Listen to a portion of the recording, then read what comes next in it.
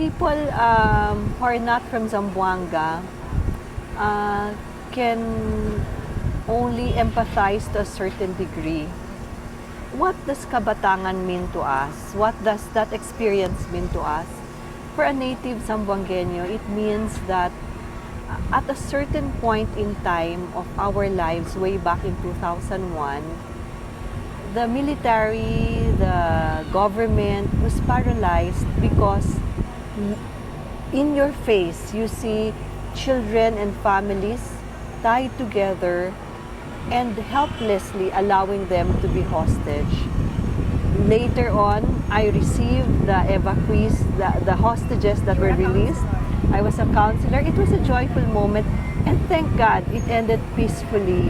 But its result is that the ones that have committed crimes against the children who have wounded their hearts and their minds forever still roam. And last night, I met a soldier who fought in that Kabatangan siege and still fought today, and still the desire for justice is still there. So looking back, it's basically the people asking that our rights have been violated, and I think it's just that we want what justice means for the children. The wound that has been caused will never be healed overnight. No balm can heal it. But if we see a sense of right done to the wrong, perhaps it will correct the injustices of time. The Zamboangueño people want peace. We respect life so much, the sacredness of our being, our integrity as Mindanaoan, as Christian, as Muslim, as Lumad, as people of the Philippines. And we just aspire that that sense of justice be given. It is just a violation of people not from Zamboanga coming in just to stake their claim. It's like a violation of the sacredness of a woman, that there is that sacred space that you cannot simply violate just because you want to, for whatever reason it is. Looking back, somewhere along the line, perhaps there have been miscommunication, why they came here, what the purpose was, etc. But it's very clear to me that my role is to protect the interest and be the voice of Zamboanga City. That what has happened to Zamboanga at that the fateful day of the 9th of September will never, the lives of people will never go back to where we were. But I am hopeful, Carmela. I'm hopeful that with your help, we will put the pieces back in a sense of a renewed respect to what Zamboanga City means to all of us. Evacuees from Holo, evacuees from Basilan, from Visayas. This encroachment of fear, of misinformation, of text messages, of sightings are what causes these rumblings in the heart that makes the pain more anger. Yes, and the anger, perhaps the frustration that we would have wanted to go back to normalcy. There is hope that we will rise again. We have to be just strong and courageous, and for everything that has happened, whatever the faults, whatever the limitations, we can never bring back the life of a child. But I'm hopeful, Carmela, that baby born in the evacuation center will be a renewed person, whoever he will want to be, and we will make sure that he is given that opportunity. Perhaps it's part of the trauma that they went through.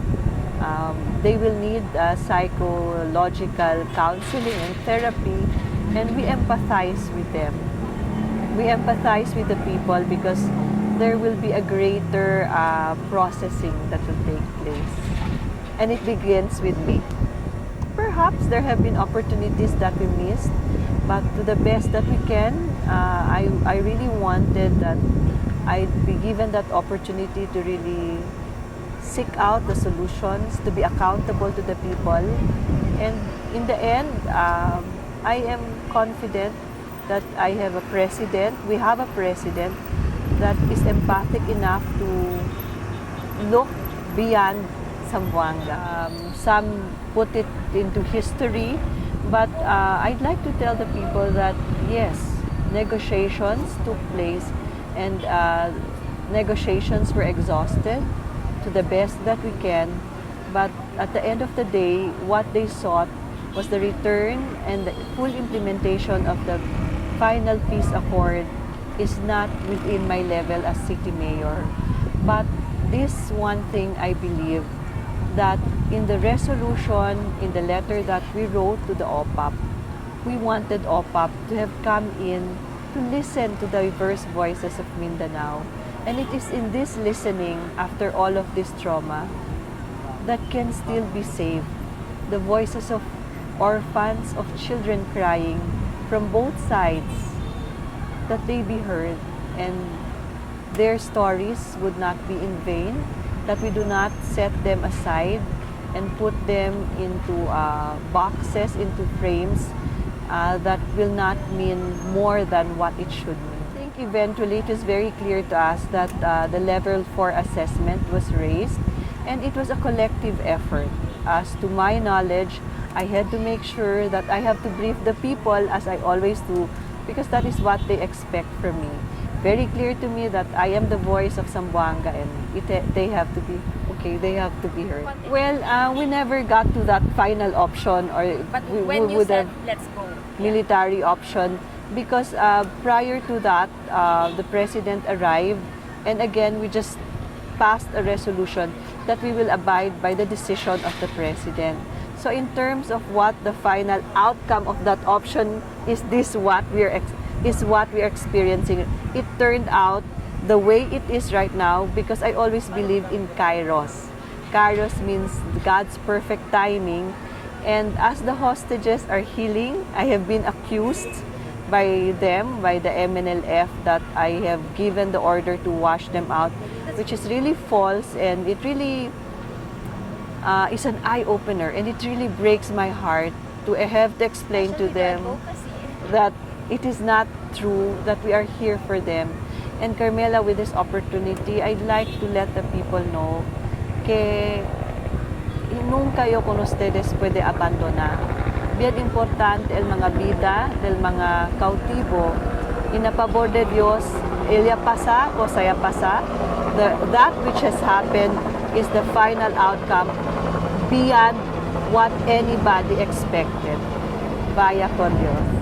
The lessons is that we have to listen to the diverse voices in Mindanao and to dialogue and empathize because it will mean so much in the greater development, in the greater her and his story of the children of Mindanao.